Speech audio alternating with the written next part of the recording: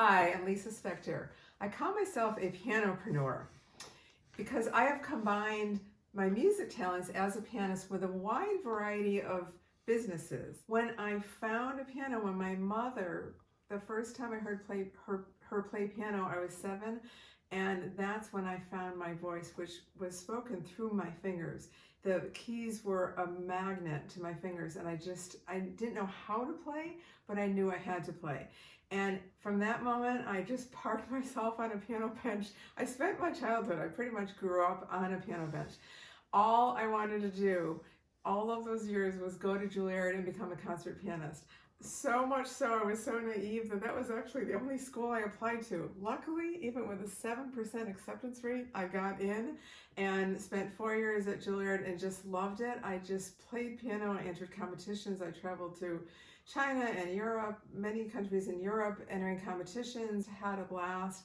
Went on to I taught at university level, and then I opened a music school in my town of Half Moon Bay, California, had that for 14 years. Then I had a pretty catastrophic injury. So I fell and injured my right hand so badly that my ring finger, fourth finger to pianist, ended up with 6 fractures here, 6 complicated fractures, and 1 fracture here. Whew, that was over 3 years ago, and I wasn't sure whether I would ever play again. In fact, after my first two surgeries of later 4 surgeries, my first hand therapist, when I asked her, will I play the piano again with 2 hands, she said, look at your hand, how would you? I fired her. I found a new hand therapist, and I said, will I play the piano again with 2 hands? And she said, look at your hand. Why wouldn't you? It took years before I was playing with 2 hands again. So for the first year and a half or so, I played left hand music. Creating a brand called Left Hand Lemonade because I have played so many concerts with my left hand only while I tell stories of resilience and give people hope for whatever challenges they've had in their life, that no matter what people tell you that you can't do, I promise you, you can. As soon as you don't put a time frame to it and accept what is and work with the challenges, and my hand therapist that I worked with for close to 3 years told me little by little, and little by little over time adds up, and you just reward all the little accomplishments that you make along the way.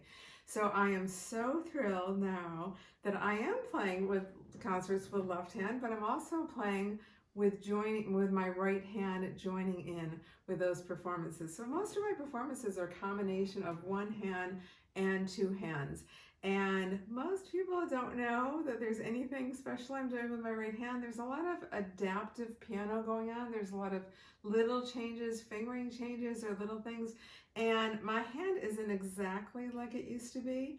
But you know what? In so many ways, it's so much better because I knew going into this, I said early on, and this has really become true, I may not be a better technician when this is all said and done, but I know I'll be a better musician. Because when you come so close to losing what you would actually, I had forgotten how much I loved piano, how much I was just called to play piano. And when I almost lost that, it was a big wake-up call. And when you almost lose what you have forgotten that you love most in life, it changes you and you become a different person. I'm so grateful for that hand injury because I am playing piano more than ever. I'm inspiring people. I'm telling my story from the piano. I'm loving sharing my music talents, and I love that it's so much more than just playing Mozart or Beethoven or Chopin. It's all about helping people find their resilience through whatever challenges that they're working through.